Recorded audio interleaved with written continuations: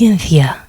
No renunciamos a impedir que el cerebro vaya por libre. A mediados del siglo pasado se pusieron de moda los lavados de cerebro, la programación a voluntad de acciones predeterminadas o la dirección de las conductas humanas. Pero cuanto más sabemos de su forma de trabajar, más lejos estamos de conseguir esos objetivos y otros parecidos.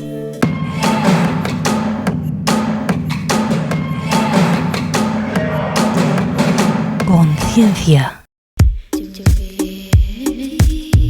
Con la mano en el corazón, ¿cuántas cosas querrías borrar de tu cerebro? No es un juego de palabras y tenemos que decir que no es posible. No sabemos cómo se puede borrar la información total de un cerebro de una persona. No sabemos o no se puede. En mi opinión, ni sabemos ni por tanto creo que se puede hacer. Pero el olvido es sustancial. Sabemos cómo se producen fenómenos de olvido en el cerebro, pero ¿puedo yo a capricho olvidar un evento que ha pasado en mi vida? Esto es algo que todavía no somos capaces de hacer. O sea que no estamos seguros de si la información se ha borrado del todo o si simplemente no tenemos acceso a ella, aunque siga ahí. Esto es un debate histórico en la psicología. La información ya no está disponible o simplemente es que no tienes acceso a ella porque tus circuitos han olvidado la manera de conseguir la información. ¿Cómo es posible? Hay dos tipos de memoria, la memoria implícita y la memoria explícita. La memoria explícita es la que somos conscientes de la información que tenemos, pero tenemos muchísima información grabada en nuestro cerebro de manera implícita. No sabemos qué sabemos, pero sabemos. Primera noticia, ¿tenemos ejemplos? Yo soy de los que dicen que la intuición no existe, que en realidad existe la memoria implícita, y esto lo sabe muy bien la gente en publicidad. En realidad piensas que compras porque quieres, pero muchas cosas las haces por memoria implícita. Con la publicidad hemos topado, no siempre subliminal. Más subliminal diríamos que está por debajo de la capacidad perceptiva consciente.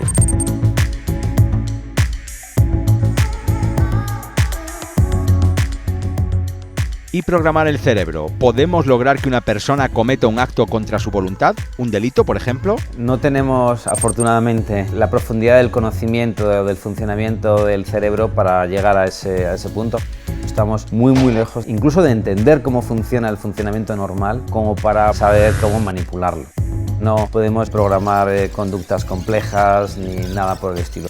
Todavía estamos, yo creo, en una fase más de comprensión del funcionamiento cognitivo relacionado con el cerebro, más que en su capacidad de manipulación. ¿Cómo funciona pues el cerebro? Antiguamente se había pensado que el cerebro tenía áreas que tenían propiedades cognitivas específicas, el área de la memoria, el área del lenguaje, el área de la atención. Lo que estamos encontrando es que son circuitos, hay redes del lenguaje, redes de la memoria, redes de la atención, redes de las funciones ejecutivas que involucran diferentes regiones cerebrales que íntimamente interconectadas entre sí generan los procesos cognitivos utilizando diferentes lenguajes. Un momento, ¿cómo que utilizan diferentes lenguajes? Si 85.000 millones de neuronas hablaran todas el mismo lenguaje al mismo tiempo, sería imposible que se procesara información, habría muchísimo ruido. ¿Cómo lo soluciona el cerebro? Las neuronas son bilingües en el sentido de que pueden estar asignadas a diferentes circuitos. Lo entenderemos mejor con un ejemplo. Si tú estás en una fiesta con un montón de gente, todo el mundo hablando en castellano, a la vez es muy difícil que te escuches. De pronto hay una persona que habla otro idioma que tú entiendes al otro lado de la habitación, aunque hable bajito, tú empiezas a escucharle. Tienes esa capacidad de filtrar. ¿Pero qué pasa si una de esas redes deja de funcionar? Las lesiones cerebrales producen disrupciones en los circuitos, pero es cierto que el cerebro tiene una enorme capacidad de plasticidad y de reorganización funcional.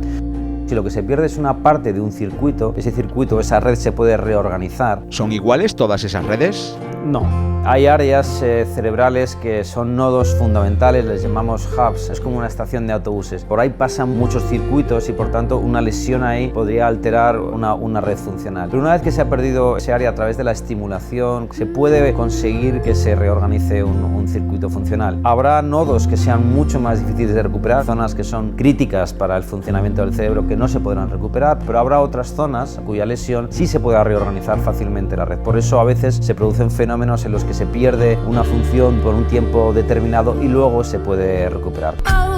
Pero cada día podemos hacer cosas para proteger nuestro cerebro. Hay una red que se llama la red por defecto. A esta red, que está muy incrementada en su actividad cuando estamos en reposo, la proteína beta-amiloide tiende a acumularse precisamente en este circuito de red por defecto. Esa proteína beta-amiloide es una de las causantes del Alzheimer y de otras enfermedades neurodegenerativas, así que menos reposo y más usar el cerebro. Cuanto más lo uses y más estimules el cerebro a lo largo de tu vida, más probabilidad tienes de estar protegido ante un daño cerebral o ante la presencia de una enfermedad neurodegenerativa.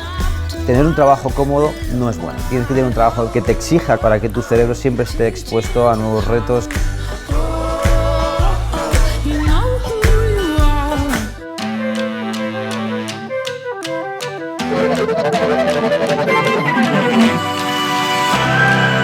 Conciencia.